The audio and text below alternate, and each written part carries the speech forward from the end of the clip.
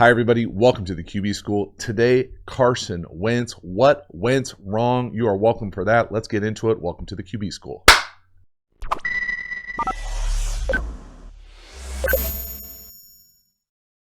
Well, a lot went right before a lot went wrong. And right here, a big post over the top. Free safety cuts the crosser. We get no invert replace down here from the bottom corner. And that, folks, is a 60-yard bomb in the air, going post to over to post. Not for your everyone's turkey bowl here. This thing is a moonshot. Post no, over no, post yes.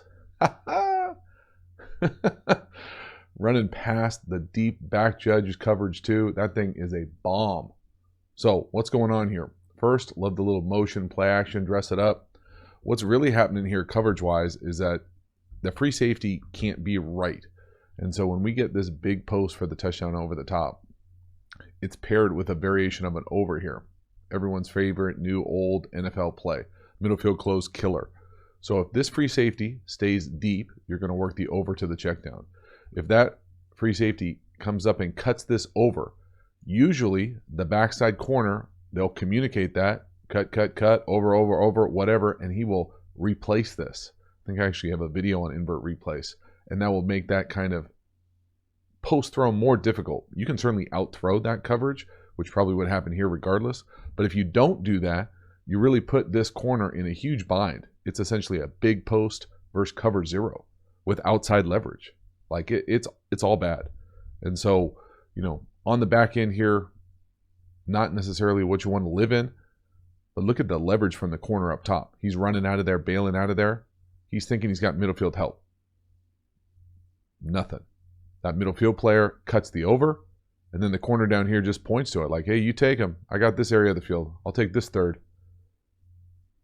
Doesn't help anyone, and that's a dime down the field.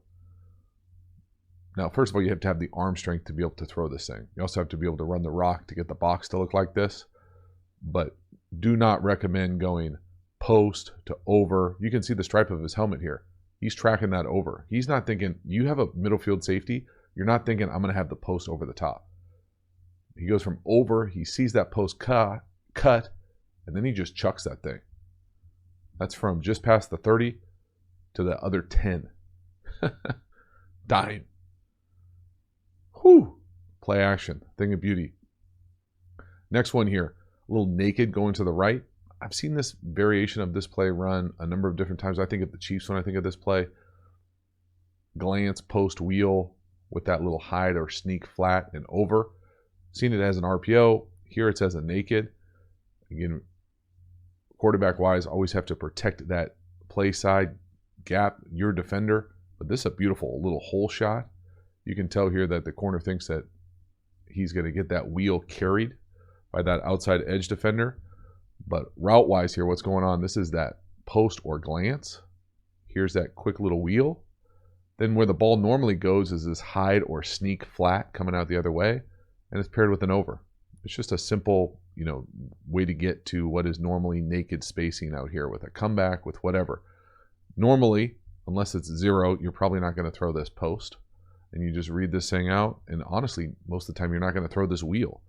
But if you are playing it out, it's almost like a 1, 2, 3, 4, but really these posts and wheels rarely happen. What does happen here is that this corner carries the post, which what you would expect to a certain degree, but instead of falling off onto the wheel or cutting the 1 and the 2, because when this is essentially just another vertical out here, instead of trying to come back and play both of these, I'm guessing, and again, don't know for sure, not in the outside backer room, but he probably should carry the wheel. 2, you get the flat, carry the wheel. Normally that responsibility. But if he doesn't, it's a great job by Wentz. Vision, athleticism, seeing it, accuracy. And if it's not there, you got the flat coming. So you can see him working with that wheel up top. That edge defender, he's on it right there. It's not good. He drops him, and then you can hit that hole shot. So that corner gets depth with the post. It's just a thing of beauty. Watch the corner's reaction. Help me out, 98. Love the back switch inside here too. To me, this is all usually almost always tethered to RPO, especially this team who lives in a little bit of the RPO world. Move the back, looks like run. And it's almost like he went no to the flat here, like flat hole shot, like right there. No, yes. That's just a beautiful ball. Up on his face. Look at that. I like the little blow-up guy there. That's a throwback. I haven't seen one of those guys for a while. Next one here, nice little out throw up top. I put this on there. Obviously he's got a big arm.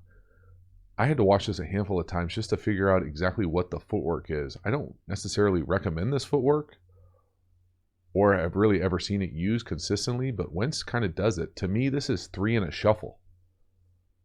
So why I like this footwork, so let's just count it out. 1, 2, 3. That's normally to throw a speed out right there, but then he gets into this 4-5 shuffle.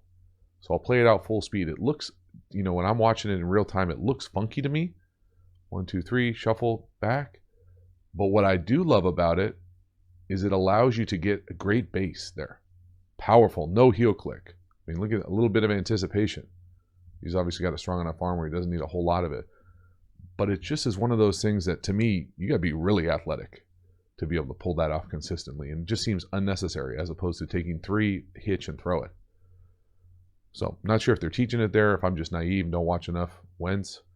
He's been doing it forever, but it certainly showed up in this game a number of times. Right here again, 1, 2, 3, shuffle. And again, I do think it makes sense as far as how he gets to such a great base. He's able to, doesn't have to get through the throw. Little scissors route up top to the tight end. But, man, when I was watching it in real time on the All-22, I'm like, God, something doesn't look right with the footwork. But just because it doesn't look right to me doesn't mean it's wrong. I love what it gets to him as far as his lower half. And if it times out with your intermediate routes, just because, it's not the most popular thing doesn't mean it's wrong by any means. I love what it does to his lower half. And he's certainly accurate when he does it. Just different way to get there, as opposed to taking a true 5, I guess, or a 3 and a hitch or reset. You get a little bit more depth. I can see the benefits of it. Just hard to do consistently, I would imagine. Not the easiest drop in the world. 4th and 1. Everyone's favorite sprint right little option.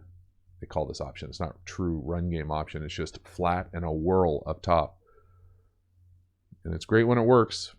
Not my favorite play in the world, but shoot, it's been successful in the league for as long as I can remember. I think back to Dwight Clark catching that back line on the catch on this play.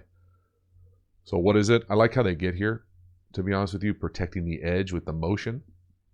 So they get to a 3-by-1, and again, little nuances here to pay attention to. Watch the tight end motion. So he goes across, he's already there, but he goes wide, and then he comes back to really secure that edge. So the edge is really one of the most important parts of this play. It's up, and maybe back in the day, you used to be able to run an option, but for me, it's always been you come up, you kind of shuffle your feet, and you run a flat. Out here, if you're out in the field, it can be a comeback. Down here, it's usually what most people refer to as a whirl. So it's a must outside release. Get to the back line or top of the logo, put your foot in the ground, and come back and work that back line. And you read this thing just 1 to 2 back line. And really, sometimes the teams that run it a lot will have a little scramble motion here where you turn up and come back to the pylon as 3, and then 4 all the way to the back pylon in the corner. So really, it's only 2 guys, but it's 4 little mini options all built into the play. So right here, he throws it to 1. It's a nice job creating the separation. Great job with the edge. One more time with the motion. So watch him go past and then come back. And you got the back to the front side. Things that happen to me, the only thing I wouldn't love about this motion is you bring another dude to the party. You already got the back to that side. So there's a chance that when you sprint that way, someone will just fall under that flat. But it's a beautiful ball, accurate. If it wasn't there, watch that swirl come back out. Not really. Sees the ball thrown, doesn't fully work it. But you can see the spacing there as far as front pylon, back line, front pylon, back pylon. 1, 2, 3, 4. Really just run to your right and throw it to the open guy. Next one here. Again, look at the formation. Looks pretty similar. This time, strip sack. For me, hard to put this totally on Wentz. I will say I do have a little bit of an issue with maybe the execution of this play. Again, I always get a little nervous when blend traditionally 3-step stuff with, or quick game stuff with more intermediate stuff down the field. For me, this is just stick to the left with an over coming from the right. And again, to me, he looks like he's just a little hesitant in the pocket. And what I mean by that hesitant, you know, I would say you should work the stick to the left. Now, if his read took him to the right for whatever it is, and I don't pretend to know the read, it looks like he goes from the number 2, who's off the screen to our right, back to the vertical number 3 there, and he's throwing it to 83. I like the decision to throw it to 83. 54's got his back turned. He's only covering the width of his shoulders. But, you know, are you going 2 to 3 or left to 2 to 3? It's tough. That's tough to do. But at the end of the day, your left tackle takes an L. You don't even have time enough to take 2 hitches. Hard to say. This is on Wentz completely. Now, play design, other elements that I don't love about the execution here. Down here, if let's just assume this is stick, and I am going to assume this is stick and not like a check down flat with an option. So let's assume this is stick to me here and out with a flat, free release flat. And you usually read this thing 1 and then left to right, whatever's coming back the other way. If that's the case, and this is true stick, when you run this flat, I prefer to have the stick runner have a little bit of awareness and run through the defender who he thinks has the flat in man-to-man, as opposed to kind of trying to get yourself open and letting him go by you and then trying to hook up, especially in man coverage. I think of stick as a zone coverage beater. Man coverage, not great. You almost have to like run out of it. Well, right here, if they're locking this, so they're not banjoing this, they're basically saying, I got this guy, I got this guy. Well, stick is not a great play because, or stick the route is not great because you're running an outbreaking route into a man coverage guy. If you can get a rub here, potentially it's a better play. But for me, you know, there are better things to run versus man coverage than stick. But I would love to see that tight end get that rub route here. Help me out. Show a little awareness as far as popping the back open. You can see it. He could easily engage that guy or run through him or shoulder him. And that's just the little details that you normally see in a passing game at this level, especially this time of the season. But Wentz isn't even really even looking over there, and that drop doesn't say he's working the stick either. But nice pass rush. Again, one of those things where it just, you know, down in distance, throwing the ball here, easy to be a cynic. But there are guys open. I think the execution could be better. Obviously, pass pro could be better. Decision making, potentially getting the ball out of your hands a little bit quicker depending on what the read is without really knowing the read. Halftime, you dig the channel and you haven't already, please subscribe, hit the bell, get the notifications. It lets you know when we go live, when we put out new content. I certainly appreciate the support for the channel. Then if you want even more quarterback school content, hop over to the quarterback school Patreon community. Great way to support the channel. Usually put out 3 to 4 videos a month over there, long form videos, really trying to create the content of exactly what it's like to be in an NFL quarterback room. So breaking down details, coverage, pass protection, footwork, all that types of stuff. If you're interested in that, hop over to the Quarterback School Patreon community. And then if you are looking to take it to the absolute next level, check out the Quarterback School courses. We got courses on a number of different topics, tempos, how to beat every coverage, RPO, pass protection, even a free course. Those links are in the description. I appreciate the support. Let's keep the video going. To me, another old school West Coasty play. This is fake toss. Normally run with a slant. This looks like a glance to me. And we've got some pass pro issues on the right flank here. But we're selling run. Take a shot here. I love this play. This play is a staple in old school West Coast world. So what's going on here? Really, it's just we're faking toss. There's a lot of things going into faking the toss. So we're short motioning. Coming in here. This looks like we're going to come in here and run. We're going to come out here, fake the toss. It's a little bit of a weird footwork. It's almost twirly bird. It's 4 steps. So you step with your left, 1, 2, 3, get lined up to normally throw a slant. I prefer it with a slant. Here, it looks like they're running almost with a glance. To me, that's a 5-step kind of into the grass area. The reason I prefer the slant versus the grass is that, or the glance, I should say, we call it a grass at our high school. It just, he's a little bit easier to get into this lane as opposed to, you know, faking the toss and then getting into the slant lane, the flat lane, is a little bit harder. So I always preferred it with a slant, a 3-step slant, to get it into kind of this window, as opposed to, allowing him to potentially be a player in it, and then you almost have to wait for that second window, which is tough. The other part about this, in my previous life in the league, it was always one, and then usually like a stick or hitch here, and then you fake it to him, and then he becomes the wide. And I have vivid nightmares of Jeff Garcia just ripping us in this when I was in New Orleans, just going left to right, and it ends up being almost like a swing screen to the back. Now, they have issues with pass pro, and we'll talk about that from the back end, but you could see how that would be there for the read. So 1, 2, 3, 4, no, swing. But is the slant there? Down here, let's count out the steps. 1, 2, 3, run a slant right there. It's there, in my opinion. That's a big enough window to throw it. 2 more steps into the glance area, glance depth. Now, though, you can kind of see that guy. Maybe you could make the argument you could still rip it in there, but 54 is kind of in my lane. And then whatever the hell's going on up top with the top receiver, I don't know what that route's supposed to be. And then the back is eaten up because the pass pro looks like there's a malfunction. There's a bunch of different ways to do the pass pro on this. I think there are much better ways than this, but let's just assume everyone's got the gap to their left. So I think that's the easiest way to do it.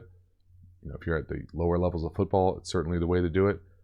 If that were the case, the back would be blocking off the edge and 84 would be down. That looks like what 81 thinks he is going on here at the right edge, the right wing. And 28 would take the edge, but then you would lose your check swing. Either way, you can't have someone free through the D gap.